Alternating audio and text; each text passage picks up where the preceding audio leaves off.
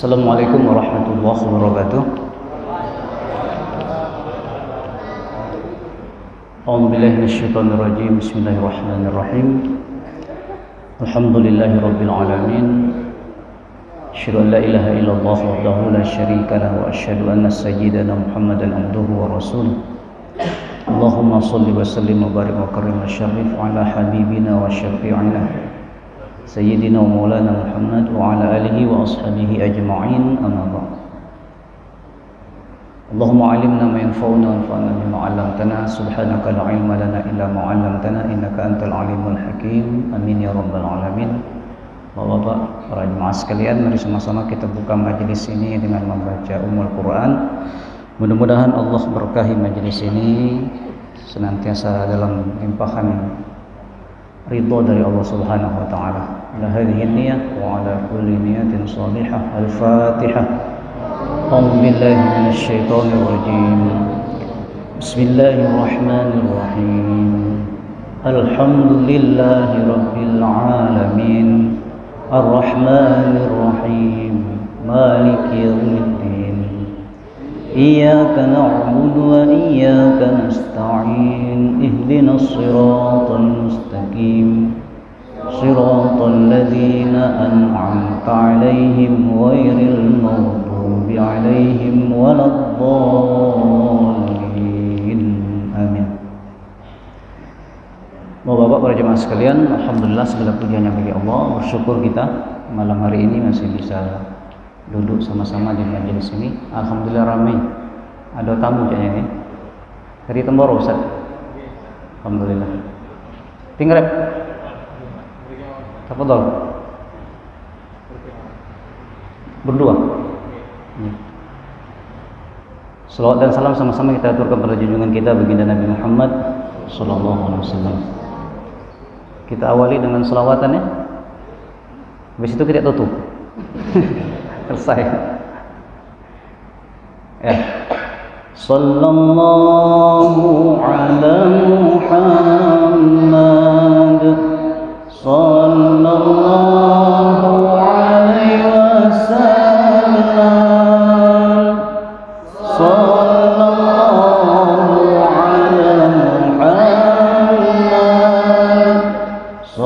Sallallahu alaihi wasallam. Ya Nabi, salam alaika. Ya Rasul, salam alaika. Ya Habib, salam alaika. Salawatullah alaika. Sallallahu ala Muhammad. Sallallahu alaihi wasallam. Sallallahu ala Muhammad. Sallallahu alaihi wasallam. Allahumma shalli wa sallim wa barik alaihi. Bapak-bapak, para jemaah sekalian, alhamdulillah kita awali dengan Fatihah dan salawat. Mudah-mudahan Allah memang memberikan ke dalam hati kita kecintaan pada Rasulullah sallallahu alaihi wasallam. Lemak dak selawatan kira-kira? Terasa dak? Saya tidak tahu. Bapak mungkin kalau belum bisa merasakan nikmat baca selawat, banyak-banyaklah baca selawat supaya terasa meresap dalam hati. Ada rasa yang tidak bisa kita ungkap dengan kata. Selawat itu bukan kita mendoakan Rasulullah, tidak, salah paham. Kalau kita mengatakan kita selawat karena mendoakan Nabi, salah. Nabi tidak perlu kita doakan. Beliau adalah akramul khalq, makhluk Allah yang paling mulia, makhluk Allah yang paling dicintai oleh Allah. Tak kita doakan beliau tetap seperti itu posisinya, tak akan berubah. Tapi salawat itu adalah sambung rasa kita, supaya mudah-mudahan dengan bersalawat itu keberkahan yang Allah anugerahkan kepada Nabi itu juga dipancarkan kepada kita. Dan itu tidak bisa kita buat-buat, tak bisa kita buat-buat. Akan lebih nikmat kalau kita juga memahami sejarah Rasulullah SAW, betapa mulianya Nabi. Saya kalau baca di buku-buku sejarah Syama'il ya, Ustaz ya, Syama'il Rasulullah itu, Masya Allah, tidak pernah ada air wudhu Nabi itu kecuali sisanya itu jadi rebutan. Jadi Rasulullah itu kalau berwudhu itu hampir-hampir seperti wong nak belago sahabat itu, merebutkan sisa air wudhu. Itu kalau orang sekarang itu nyingoknya mungkin dikatakan ini khurafat, ini bid'ah, ini pasti musyrik ini. Rasulullah meludah pun itu tidak akan jatuh ke tanah. Asal dekat sahabat pasti yang jatuh itu pun diambil. Orang mungkin kalau tidak baca sejarah, tidak memahami dahsyatnya posisi Rasulullah di hadapan Allah, itu dianggap itu jijik, menjijikkan. Bahkan darah Nabi itu, mungkin kita pernah bekam ya, bekam. Kalau kita bekam, darah yang tersisa itu, yang keluar itu tidak lama sudah beku itu. Apalagi cak model aku nih, kalau habis bekam itu cepatnya bekunya. Banyak penyakit kan. Beku dan menghitam dia, hitam. Rasulullah pernah bekam basah itu, darahnya itu dikumpulkan lalu diperintahkan sahabat untuk buang, supaya jangan sampai jadi rebutan oleh sahabat yang lain. Yang disuruh buang ini landas, dibuangnya.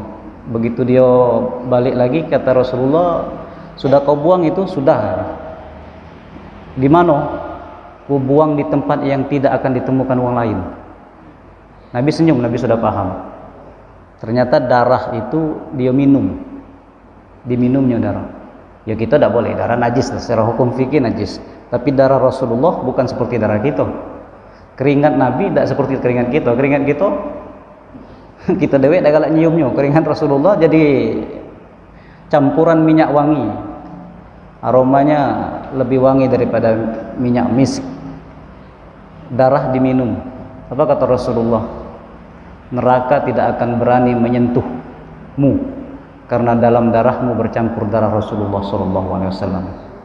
Itu darah yang diminum. Ada darah Nabi yang mengalir lewat keturunannya. Nah, yang itu yang sekarang sebagian dicari-cari oleh orang itu. Diminum darahnya. Kalau orang sekarang nyingoknya pasti kata gila itu. Ya tak? Maka untung kita tidak lahir di zaman itu. Kalau kita dilahir di zaman itu, mungkin kita jadi pengikutnya Abu Lahab atau Abu Jahal itu. Ngapa? Karena kita pakai akal. Ya alhamdulillah, mudah-mudahan sedikit-sedikit kita bisa meresapi secara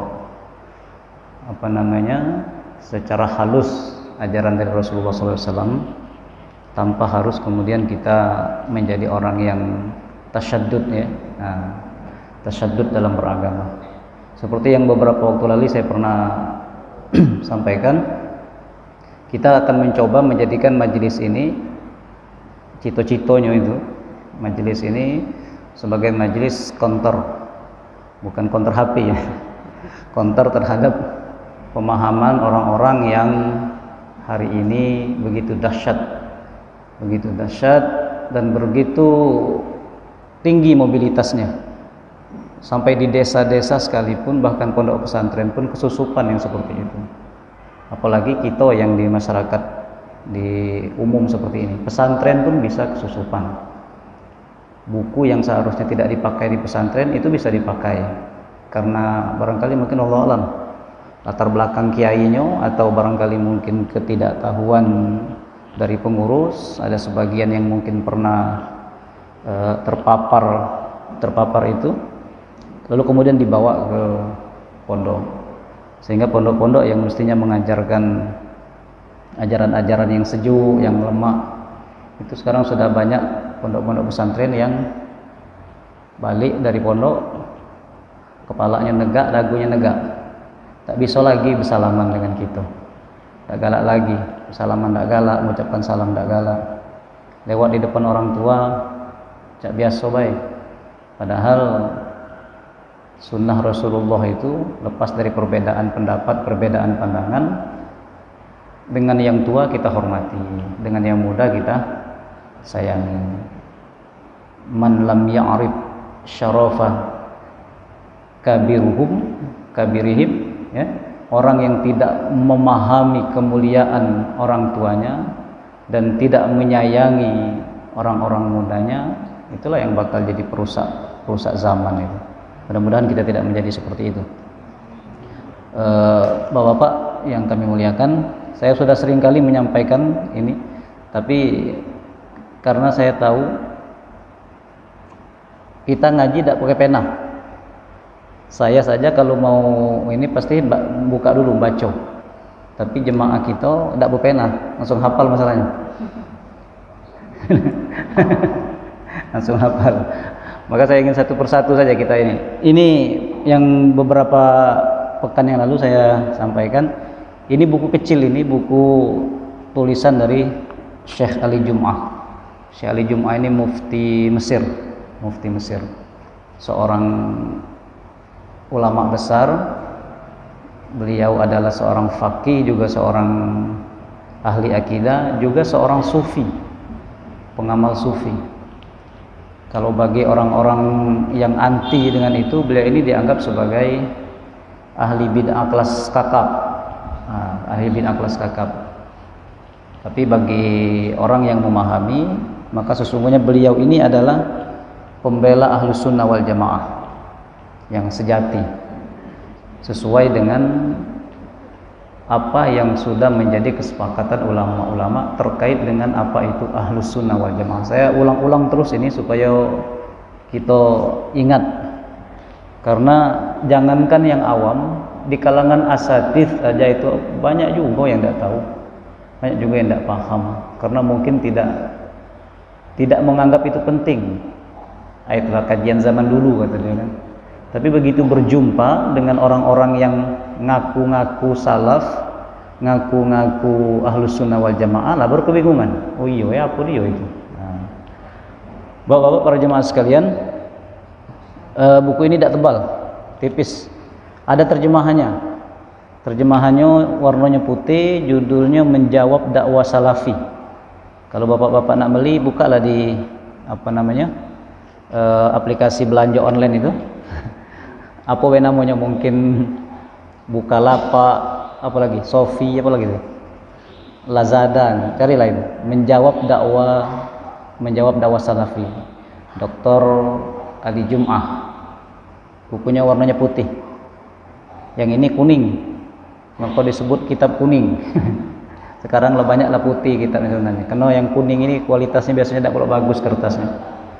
Namun rayap datang, ini paling cepat dimakan rayap, aroma kayunya kuat. Malam hari ini saya ingin ambil mukaddimahnya saja, sedikit baik, sekedar untuk untuk menyegarkan kembali, karena ini yang sering ketemu kita. Bapak nonton YouTube pasti bertemu. Ada istilah dalam akidah itu, bukan dalam akidah sebenarnya, dalam khazanah peradaban Islam itu ada istilah salaf, ada istilah kholaf. Nah, kita sering mendengar sekarang, kalau ingin menjadi orang yang benar, maka ikutilah manhaj salaf. Sering dengar nggak? Ikutlah manhaj salaf atau manhaj salafus solih. Kalau nengok kita kan, apalagi di Sekayu ini kan, lah banyak itu. Kapan yang lah pandai pakai celana cingkrang, tak galak lagi tersenyum dengan kita, tuh biasanya itu omongannya. Begitu ditanya, Ustaz, antum melok pengajian mana? Kami mengikuti pengajian salaf. Wow, ini gitu, keren. Berarti milu pengajian sahabat atau tabi'in itu. Mantap nih dia. Nah, saya ingin baca sedikit saja ya terkait ini Ini nanti kita urai dan bisa kita diskusikan nanti. Ini muqaddimah fi ta'rifis salafiyah ya. Bismillahirrahmanirrahim. Alhamdulillah wassalatu wassalamu ala nabi sayyidina Rasulillah wa alihi wa sahbihi wa mawala wa ba'd. Jadi Syekh Ali Jum'ah ini masih pakai sayyidina, maka dia disebut dengan ahli bid'ah oleh orang salafi. Pakai sayyidina itu tanda-tanda ahli bid'ah menurut mereka. Fa kalimatus salafiyah tutlaqu fil lughah ala ma'na nisbi. Kalimat salafiyah itu dalam bahasa itu biasanya digunakan dalam makna nisbi, ya, makna yang masih tentatif ya. Mungkin bisa jadi terkait dengan azmina al-mutawaliyah kulliha, waktu-waktu yang berurutan. Fa inna kulla zamanin minal azman salafun binisbati ilal azminatil atiyah fi aqabihi. Satu zaman itu akan disebut salaf jika dinisbahkan atau dikaitkan dengan zaman sesudahnya. Jadi zaman sekarang itu akan menjadi salaf bagi orang yang hidup sesudah kita. Itu secara bahasa. Jadi yang sekarang itu akan menjadi salaf bagi orang yang sesudah kita. Orang yang sebelum kita itu bagi kita adalah orang salaf, karena dia hidup mendahului kita. Dan wah, mantap, sampai jam 11 itu lalu penuh. Dan khalaf binisbati ilal azmina allati sabaqathu wa marat min qabli. Dan zaman itu akan disebut sebagai zaman khalaf jika dikaitkan dengan zaman yang ada sesudahnya.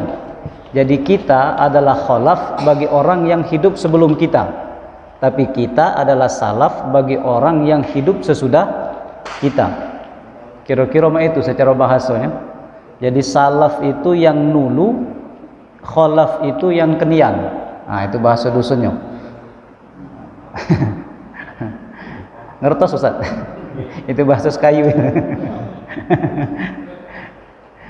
Jadi salaf itu menjadi khalaf bagi orang yang hidup sebelum dia, dan menjadi salaf bagi orang yang hidup sesudah dia. Kira-kira paham, ya? Jangan sampai kayak bingung gitu. Karena mereka kan di Sekayu pun sudah banyak itu yang ngomong-ngomong salaf itu. Kami ini salaf. Nah, kalau dilihat dari sisi istilahi atau definisi ilmiahnya, salaf itu ada kaitannya dengan fis tsaqafatil islamiyah, terkait dengan sejarah Islam, peradaban Islam, yaitu al-qurun ats-tsalatsa al-ula min umri hadhil ummah al-islamiyah. 3 kurun pertama dari usia umat Islam ini. Nah, jadi kalau secara istilahi, salaf itu adalah 3 generasi pertama dari umat Islam. Artinya generasinya sahabat, kemudian generasinya tabi'in, orang yang berjumpa dengan sahabat, atau definisi sebenarnya sahabat itu orang yang berjumpa dengan Rasulullah dan beriman dengan Rasulullah. Kemudian tabi'in itu adalah orang yang berjumpa dengan Rasulullah. Jadi dia tidak berjumpa dengan Rasulullah, tapi dia berjumpa dengan orang yang bertemu dengan Rasulullah. Tabi'in itu orang yang berjumpa dengan orang yang berjumpa dengan, berapa kali itu jadi putarannya itu? Agak jelimet ya. Kalau hitungan tahunnya, tahun 1 Hijrah sampai tahun 100 itu dianggap sebagai kurun pertama. Masuk 101 sampai 200 kurun kedua. 200 sampai 300, 201 sampai 300 itu kurun ketiga. Itulah yang disebut dengan generasi salaf. Nah, generasi salaf apa ini sumbernya? Apa dasarnya ulama membagi tiga itu salaf? Hadisnya riwayat Imam Bukhari Muslim muttafaq alaih. Ini apa namanya? Syekh Ali Jum'ah ini sangat paham dengan ulumul hadis, jadi beliau kutipkan di bawahnya ini, di catatan kakinya ini, yang dipakai adalah yang dari Sahih Bukhari. Jadi bunyi hadisnya, wa masdaru hadza, dasarnya ini pembagian itu hadis Rasulullah sallallahu alaihi wasallam, hadis Nabi sallallahu alaihi wasallam, khairun nas qarni, sebaik-baik manusia adalah orang yang hidup di zamanku, di kurunku, jadi 1 sampai 100 tahun. Tsummal ladzina yalunahum, kemudian orang yang mengiringi mereka sesudah mereka, yaitu generasi tabi'in. Tsummal ladzina yalunahum, kemudian orang yang mengiringi mereka lagi. Jadi 2 kali yalunahumnya itu. Qarni, tsummal ladzina yalunahum, tsummal ladzina yalunahum. Kalau Abu Janda dulu berapa kali itu? 6 kali atau 7 kali itu di acara ILC itu. Dia baca hadis tapi ditambahnya tsummal ladzina yalunahum, tsummal ladzina yalunahum, tsummal ladzina yalunahum, tsummal ladzina yalunahum. Tambahnya dewe. Itu menunjukkan bahwa dia itu bukan ahli hadis, tapi ahli hadas. Ahli hadas ya. Ngarang-ngarang enggak boleh. Nambah-nambah hadis enggak boleh. Jadi 3 generasi awal. Nah, sekarang coba kita ini sudah sering sampaikan, cuma kita kalau tidak diingat-ingat lupa. Orang mengatakan sekarang sering menyebut kita ikuti manhaj salaf. Artinya kalau kita sudah tahu tadi salaf itu ada generasi sahabat, generasi tabi'in, dan generasi tabi'it tabi'in, artinya banyak orang yang hidup pada 3 generasi itu. Kata manhaj itu secara bahasa bentuknya mufrad. Manhaj itu mufrad. Kalau kita sebut manhaj salaf, arti seolah-olah terkesan semua sahabat, semua tabi'in, semua tabi'in itu adalah orang-orang yang mempunyai pandangan yang sama, pendapatnya ada kata yang berbeda, sama galuh. Apakah itu iyo? Ternyata tidak. Dari sejak zaman sahabat itu perbedaan di kalangan sahabat itu sudah terjadi. Kita baca sejarah bagaimana, apalagi kaitannya dengan politik. Sejak zaman ketika Rasulullah wafat, relatif sedikit pergerakan masyarakat, gejolak di masyarakatnya sedikit, karena masih ada tokoh sekaliber Sayyidina Abu Bakar As-Siddiq. Ketika Sayyidina Abu Bakar As-Siddiq wafat, beliau meninggalkan wasiat supaya tidak ribut masyarakat, mewasiatkan supaya pemegang kekuasaan setelah beliau adalah Sayyidina Umar ibnul Khattab. Sayyidina Umar ketika beliau menjelang wafatnya membentuk tim formatur. Tim formatur ini ada banyak sahabat, termasuk anak beliau Abdullah bin Umar. Beliau tak izinkan untuk dipilih. Tapi kalau nak suruh jadi tim mari katanya. Tapi kalau untuk dipilih tidak boleh. Tidak izinkan anaknya untuk menjadi khalifah. Itu menunjukkan bahwa Sayyidina Umar itu bukan orang yang nepotis. Tidak nak besak-besak ke keluarganya, tidak. Malah tak galak dia, jangan sampai anakku jangan. Bebannya terlalu berat, dunia dan akhirat. Dan ternyata memang Sayyidina Abdullah bin Umar ini lebih senang dengan ilmu. Dan termasuk salah satu dari 7 sahabat Nabi yang paling banyak meriwayatkan hadis setelah Sayyidina Abu Hurairah radhiyallahu an, Abdullah bin Umar, kemudian Ibunda Aisyah radhiyallahu anha. Itu paling banyak, 7 orang sahabat paling banyak meriwayatkan hadis. Jadi manhajnya orang-orang salaf itu tidak siko, banyak. Jadi kalau katanya nak balik ke manhaj salaf itu same bae mudike. Kenapa? Karena manhajnya tidak siko, banyak. Artinya ada kemungkinan terjadi perbedaan pendapat di kalangan sahabat, di kalangan tabi'in, dan di kalangan tabi'at tabi'in. Pasti ada perbedaan pendapat itu. Nah, yang mengherankan ketika orang bicara itu, dia merasa bahwa tidak ada perbedaan. Asal pendapat itu sama dengan pendapat mereka, maka itulah manhaj salaf. Jadi seolah-olah lah dapat lisensi, dapat ijazah tunggal dari sahabat dan dari tabi'in, bahkan dari Nabi. Kalau tidak sama dengan pendapat mereka, maka berarti tidak sama juga dengan pendapat Rasulullah SAW. Maka kalimatnya, kamu mau ikut Imam Asy-Syafi'i apa mau ikut Nabi? Mau ikut Imam Malik apa nak ikut Nabi? Jadi seolah-olah antara Rasulullah dengan para imam-imam itu tidak sama. Padahal imam-imam itu, kita ambil tahun lahir, tahun kematian mereka. Mungkin masih ingat ya, karena kan tidak pernah nulis gitu kan. Artinya ingatannya kuat.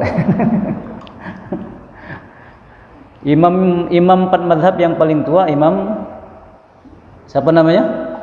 Abu Hanifah, Nu'man ibn Thabit ya. Beliau wafat pada tahun 150 Hijriah. Artinya masih hidup pada generasi salaf. Yang kedua, Imam Malik bin Anas atau mazhab Malikiyah. Beliau wafat pada tahun 179 Hijriah. Masih salaf kan? Masih salaf. Imam yang ketiga, murid dari Imam Malik, tapi kemudian karena kecerdasan yang luar biasa, beliau menjadi mujtahid mutlak. Namanya Imam Muhammad bin Idris Asy-Syafi'i. Beliau wafat pada tahun 204 Hijriah. Masih generasi salaf. Beliau lahir sama dengan tahun wafatnya Imam Abu Hanifah. Imam Abu Hanifah wafat tahun 150, beliau lahir tahun 150, wafatnya tahun 204. Jadi tidak pernah berjumpa Imam Syafi'i dengan Imam Abu Hanifah. Tapi beliau juga belajar kepada murid-murid utamanya Imam Abu Hanifah. Kemudian yang paling muda, murid dari Imam Asy-Syafi'i, namanya Imam Ahmad bin Hambal. Wafatnya tahun 241. Artinya 4 ini masih masuk generasi salaf. Inilah generasi imam-imam salaful ummah itu, salafus soleh. Jadi kalau orang sekarang berteriak kita ikuti manhaj salaf dalam fikih, maka kita mengikuti mazhab itu adalah orang yang mengikuti ulama salaf. Nah, ini penting untuk dipahami. Kita yang melok mazhab Imam Asy-Syafi'i ujo kita, walaupun kita tidak konsisten kan. Mana yang lemak kita meloi, yang tidak lemak tidak kita peloi kan. Yang lemak kita milu, yang tidak lemak tidak kita milu. Ya, kalau kiai-kiai galak nyontoh ke contoh sederhana, Imam Syafi'i itu cadar itu wajib. Kita, oh tidak wajib, itu pilihan. Ngapa? Karena tidak akor di itu kan. Yang akor di kita meloi. Jadi orang yang mengikuti mazhab Syafi'i itulah orang yang mengikuti ulama salaf. Maka jangan kemudian kita dibuat ragu oleh orang-orang sekarang. Kita kembali saja pada Al-Quran, tidak usah ikut mazhab, kita kembali kepada manhajnya salafus soleh, kata dia. Kita lah tengok nggak, oh iya ikut Quran dengan sunnah ya, jalanian bagus itu, langsung. Kita lupa bahwa kita ini sudah mengikuti salafus soleh. Kita ngikuti Imam Asy-Syafi'i, wafat pada 204, beliau masih generasi salaf. Artinya jangan tergoda. Karena sekarang itu kalimat bualan, kalimat jualan dari orang-orang yang anti madhab. Anti madhab. Kita tidak boleh bermadhab. Bermadhab itu taklid. Taklid haram hukumnya. Oh, kata dia haram. Saya pernah ditanya kan, antum taklid apa tidak? Jawab aku, ini taklid bukannya sombong, taklid. Taklid beda layak. Kalau kami tidak ittiba, kata dia. Wah, ini kepakam. Ittiba itu ada 4 mazhab imam tadi, Imam Abu Hanifah, Imam Malik, Imam Syafi'i, Imam Hambali. Misalnya ada satu persoalan, kemudian dipelajari dalil-dalilnya, lalu kemudian dalil-dalil ini dinilai tingkat kesahihannya, tingkat kekuatannya. Lalu kemudian dari yang kita nilai ini dipilihlah salah satu yang kita anggap kuat. Jadi ittiba dan mentarjih, menganggap misalnya pendapat ini yang lebih kuat, nah kita meloi yang ini. Nah, jadi dalam posisi itu kita itu sebenarnya dalam posisi lebih pintar dari imam 4 mazhab. Maka wajar itu. Dia lebih pintar dari imam 4 mazhab itu. Sombong sekali. Baru hafal juz 30 itu. Ada yang baru ikro itu ngajinya. Lah pacak nilai ini pendapat ini tidak ini nih. Hadisnya dhaif. Oh, mudah sekali nyebar hadis dhaif. Yang kawan-kawan biasa baca pagi-pagi fadail amal itu, fadilah amal itu hadisnya itu penuh dengan hadis-hadis dhaif kata mereka. Dia tidak tahu yang nulis itu siapa. Yang nulis itu ahli hadis. Ahli hadis. Memang ada sebagian hadisnya yang dhaif dan hampir semua kitab-kitab ini pasti ada mengandung hadis dhaif, tapi ada kaedahnya. Yang tidak terkait dengan persoalan akidah, halal haram, itu hadis dhaif boleh digunakan. Ini sekarang ada semacam pemahaman di kalangan kawan-kawan kita yang lagi semangat untuk belajar agama itu, kalau hadisnya dhaif mesti dibuang, tidak boleh dipakai. Ini penting, ini harus kita pahami. Hadis dhaif itu tidak boleh dipakai kata mereka. Yang lebih mengherankan lagi, hadis itu akan dikatakan sahih, hasan atau dhaif kalau sudah diteliti oleh seorang syekh. Syekh ini wafatnya tahun 1999. Ulama memang, orang alim. Namanya Syekh Nasiruddin Al-Albani. Syekh Nasiruddin Al-Albani wafat tahun 1999. Itu generasi salaf bukan? Itu generasi modern, itu hampir generasi milenial itu. Tapi bisa menilai hasil penelitian hadis dari ulama-ulama yang dulu sudah tidak diteliti lagi. Hadis yang sudah disahihkan oleh Imam Bukhari sekalipun itu masih butuh wasahhahul Albani. Kalau tidak wasahhahu Albani tidak sahih, ya, itu dahsyat itu. Kurang ajar itu. Kalau di pesantren ya Ustaz ya, di pesantren itu kalau hadis sudah ada pada Sahih Bukhari dan Sahih Muslim, maka tidak ada lagi penelitiannya, tidak ada jarh wa ta'dil lagi di situ.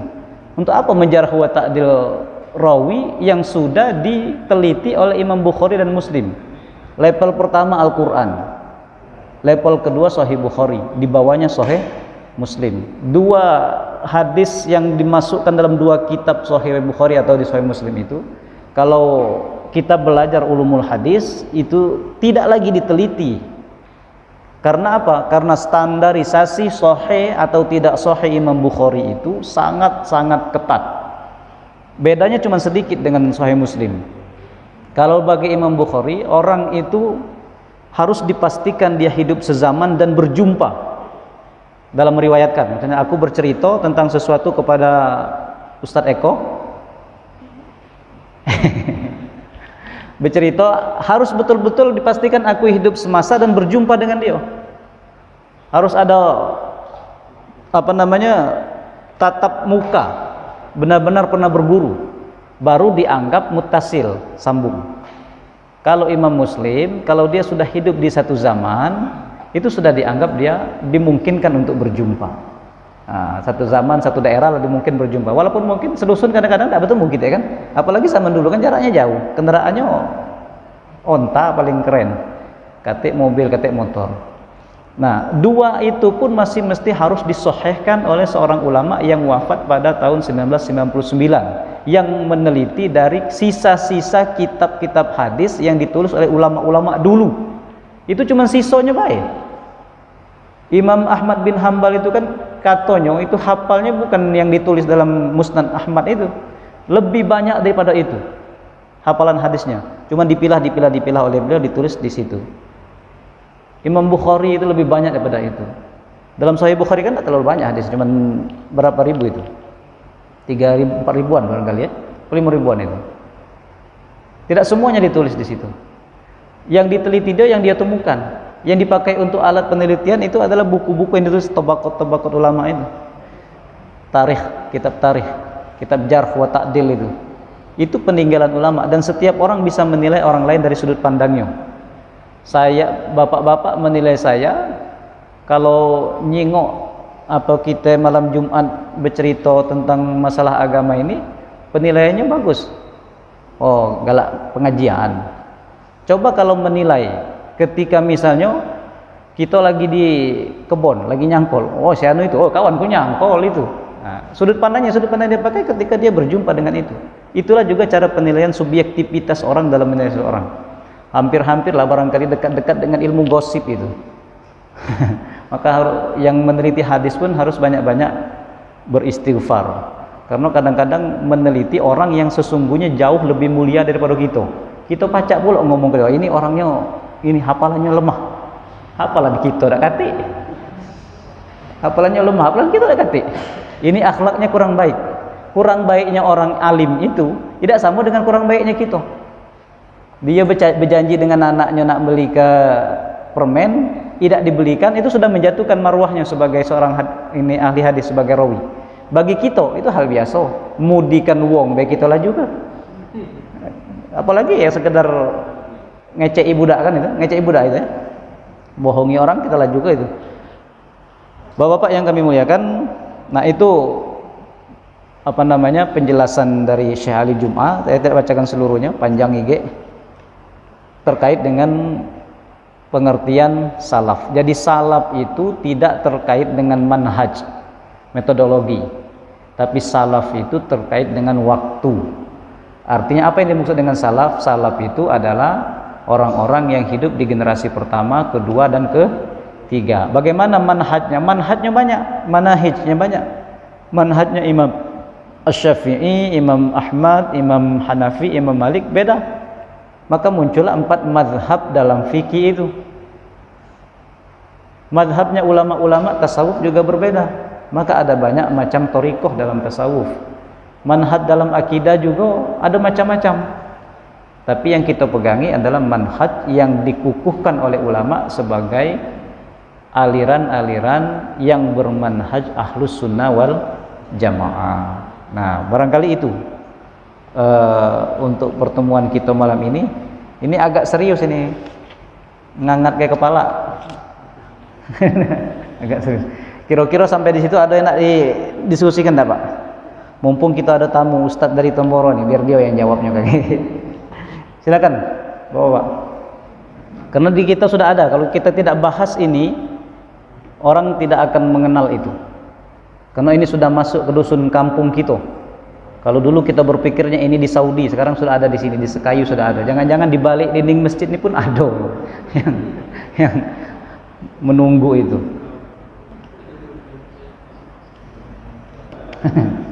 Nah, buku ini membahas ada 17 persoalan. Kalau tidak salah 17 persoalan. Iya. Syekh Ali Jum'ah memilih 17 masalah saja dari masalah-masalah yang biasa dipermasalahkan oleh orang-orang Wahabi. Jadi 17 ini yang biasa kita temui, galak muncul di sekitar kita. Nanti kita coba sikok-sikok dari persoalan pertama sampai persoalan 17. Selesai ke 17 kaki berasap kepala kita kaki. Cuman jelas tidak malam hari ini. Kita ambil satu-satu saja nanti. Yang penting malam hari ini kita pahami bahwa kata salaf itu kaitannya dengan waktu. Kalau orang berkata bahwa kami mengikuti manhaj salaf, maka yang paling berhak untuk mengatakan bahwa kita mengikuti manhaj salaf adalah kita, karena kita mengikuti manhajnya Imam Asy-Syafi'i yang wafat pada tahun 204 dan ulama salaf. Kalau orang itu mengikuti Imam Ibnu Taimiyah, beliau adalah ulama besar tapi bukan dari generasi salaf, karena beliau wafatnya tahun 728 Hijrah. 728 itu artinya berapa itu? 500 tahun. 500 tahun lebih, ya tak? 500 tahun lebih di belakang Imam Asy-Syafi'i, di belakang Imam Malik, 500 tahun di belakang imam madhab yang 4. Madhab itu banyak Pak, banyak. Kalau kita baca di buku-buku sejarah itu, madhab itu banyak. Ada dulu madhab Zahiriyah, Daud Az-Zahiri, ada Sufyan Ats-Tsauri, macam-macam madhab itu banyak. Tapi yang bertahan sampai sekarang 4 itulah. Dan hampir di seluruh dunia Islam mengikuti madhab yang 4 itu dalam fikih. Madhab Hanafi, Maliki, Syafi'i, dan Hambali. Di Indonesia, Malaysia, karena jalur dakwahnya itu jalur dakwah ulama-ulama dari Yaman, yang merupakan ulama-ulama Hadramaut itu mengikuti mazhabnya Imam Asy-Syafi'i, karena yang bawanya orang-orang dari mazhab Imam Asy-Syafi'i dan sufi, orang-orang sufi. Maka Islam di Indonesia sebenarnya lembut dan toleran. Tidak ada Pak ya? Tidak persoalan. Ada. Silakan dah. Kemarin kami ketemu teman, begitu ketemu Pak, tapi setelah ujung-ujungnya dia bilang, saya tidak pakai masak. Oh, pintar Itu itu. gimana Pak? Bismillahirrahmanirrahim. Tauhidnya gimana? Tidak punya masak. Ya. Saya beberapa waktu lalu saya ngeprint bukunya Syekh Ramadan Al-Buti. Ada judul buku beliau La Madhabiyah. Orang-orang yang tidak bermazhab. La Madhabiyah, anti mazhab. Kasarnya orang-orang yang anti mazhab. Sebenarnya orang yang anti mazhab itu sebenarnya menunjukkan bahwa dia tidak memahami cara ilmu itu diwariskan. Kalau dia paham cara ilmu itu diwariskan, pasti dia akan ngomong bahwa saya bermazhab. Mungkin tidak dengan mazhab yang 4, tapi dengan mazhab yang baru.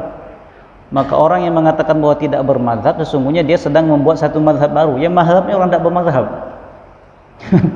Mazhab yang kelima berarti itu. Kenapa? Karena tidak mungkin. Oke, kata dia, kita ambil hukum langsung dari Al-Quran dan Sunnah. Sekarang apa dia ketika membaca Al-Quran langsung paham? Tidak kan? Pasti dia baca tuh buku. Buku itu punya siapa? Tulisan dari ulamanya dia. Artinya dia bermadhab dengan madhab ulamanya. Nah, dia boleh mengikuti pendapat ulamanya dia, kita tidak boleh mengikuti pendapat Imam Syafi'i. Itu adil lah itu. Nah, ketika dia mengatakan bahwa dia tidak bermadhab, sesungguhnya kalau kasar bahasanya mereka orang-orang yang sombong. Sombong. Ya kita lihat saja diri kita dewe. Ketika kita belajar sholat itu, kita bisa sholat itu apa karena kita belajar buku tuntunan sholat, apa karena nyingok uang tua kita sholat? Kira-kira, Pak. Apa kita baca buku apa nyingok uang? Nyingok uang kan? Nah, artinya ilmu itu kita dapatkan dari warisan praktek orang melaksanakan sholat.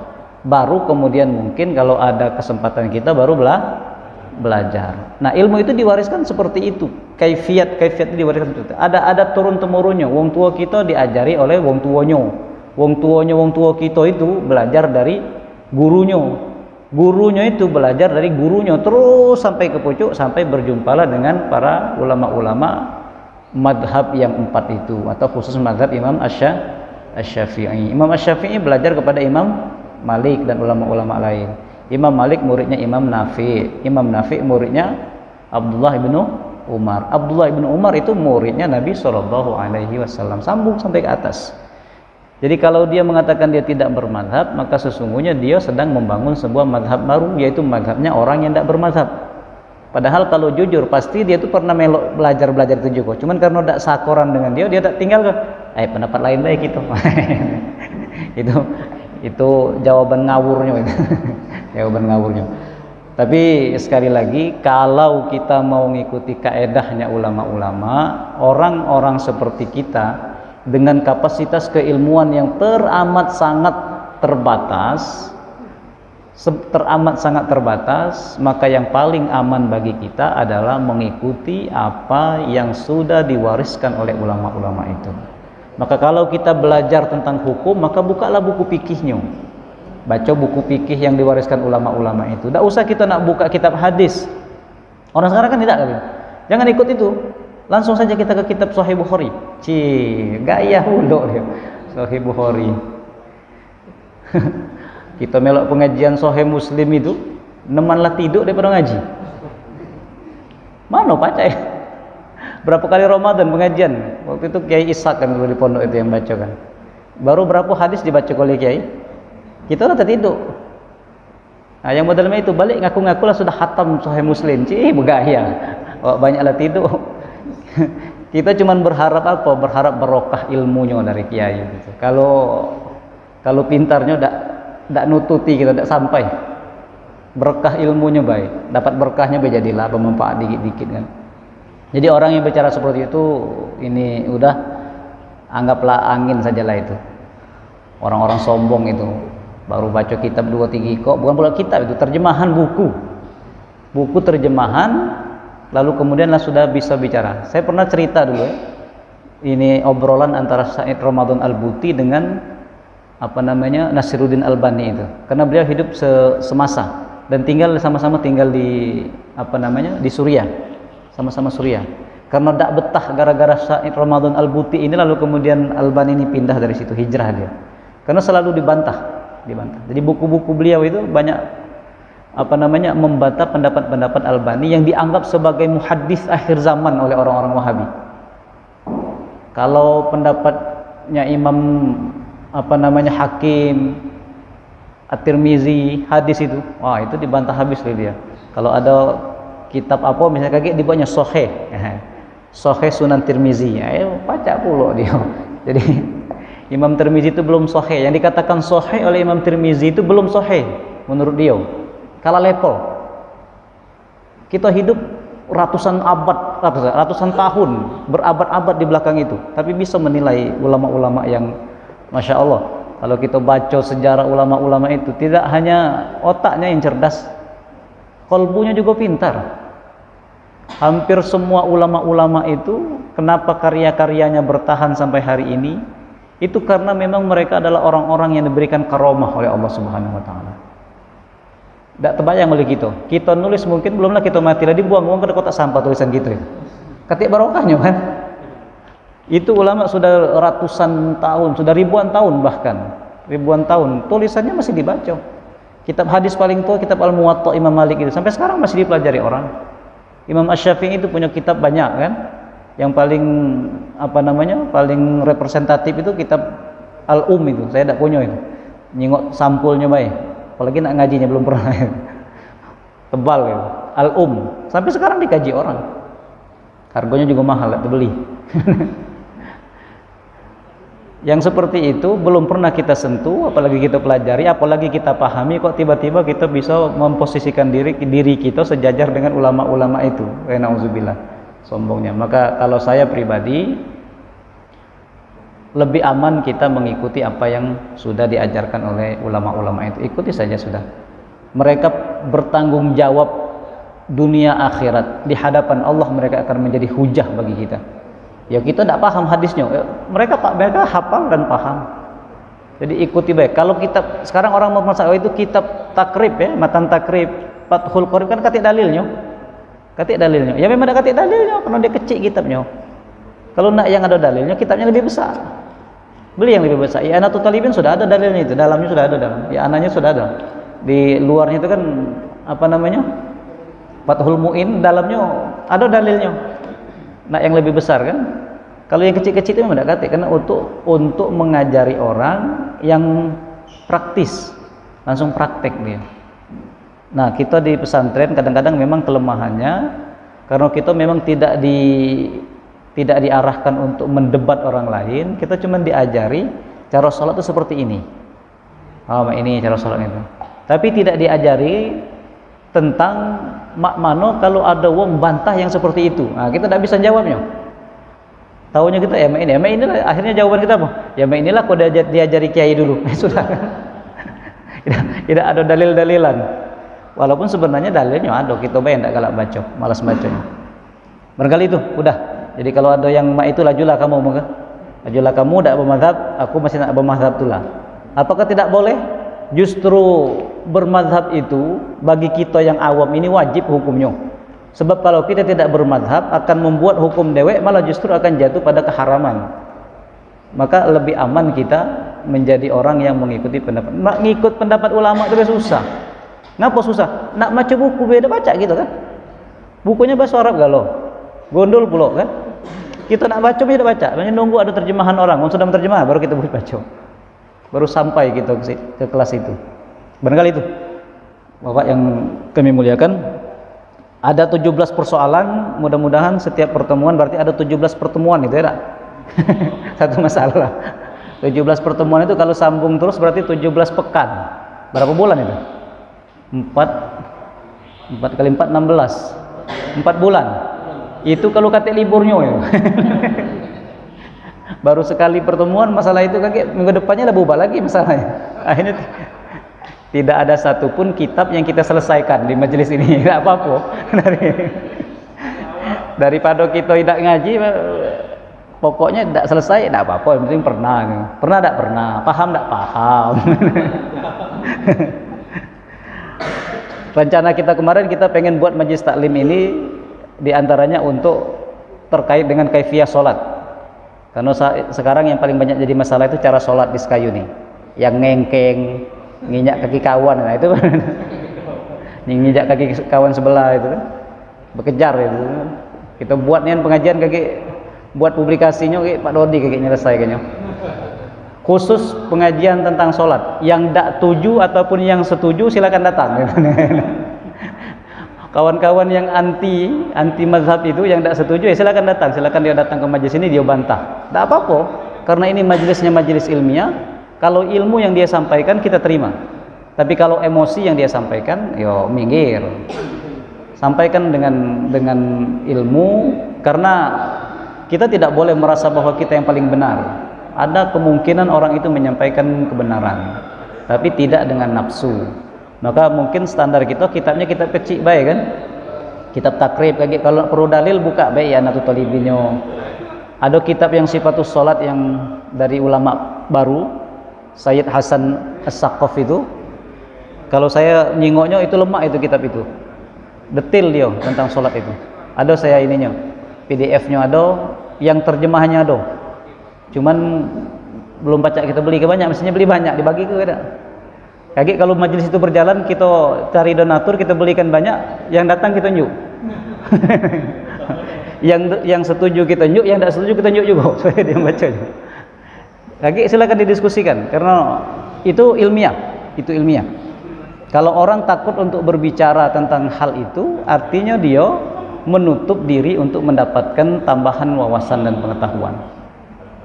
Ya asal caranya harus santun, jangan kemudian kasar, ya kasar omongan, kasar cara ngomong, kasar kalimat, ya jangan sampai seperti itu. Mudah-mudahan kaki kita selo ini baik, selo yang 17 ini kita isi dengan yang itu, kita sebarkan dulu, kita jinguk. Ada uang yang galak nak belajar sholat, karena sekarang yang banyak dijual itu buku cara sholatnya Nabi, iya kan? Bahkan yang jualan keliling pun yang dijualnya buku itu. Kapan ku jengok buku apa yang dijual? Cara sholat Nabi katanya. Ku jengok siapa yang nulis? Ternyata Albani itu. Albani. Akhirnya salah kalau kita cara sholatnya. Karena satu-satunya cara sholat yang sesuai adalah yang ada di buku itu. Yang tidak sama dengan itu salah. Tidak sesuai. Padahal di satu madhab pun itu ada macam-macam. Cara naruh tangan dalam mazhab Syafi'iyah, sikok disikat, ada yang miring. Tidak saling kata, tidak. Kamu kepengen yang miring ya silakan, nak miring. Nah ini sih tidak apa-apa, karena itu bukan persoalan yang fundamental, itu persoalan fur'iyah. Barangkali itu, bapak-bapak, mudah-mudahan Allah berikan kesempatan kepada kita, diberikan kelapangan, diberikan pikiran yang terang, hati yang tenang, sehingga kita bisa meneruskan majelis ini, walaupun kadang rami, kadang sepi. Pokoknya ada uang dua, baik kita berjalan, kita laju ke. Bebeya tak bebeya laju. Besenek tak besenek kita jalankan. Mudah-mudahan senantiasa sedikit yang kita dapat mudah-mudahan diberkahi oleh Allah Subhanahu wa taala. Mari sama-sama kita tutup majelis ini dengan membaca Ummul Quran Al-Fatihah. Bismillahirrahmanirrahim. Alhamdulillahirabbil alamin arrahmanir rahim maliki yaumiddin iyyaka na'budu wa iyyaka nasta'in ihdinas siratal mustaqim siratal ladzina an'amta 'alaihim ghairil maghdubi 'alaihim waladdallin amin. Subhanakallahumma bihamdika asyhadu an la ilaha illa anta astaghfiruka wa atubu ilaik. Allahumma shalli wa sallim ala sayyidina Muhammad wa ala ali sayyidina Muhammad. Assalamualaikum warahmatullahi wabarakatuh.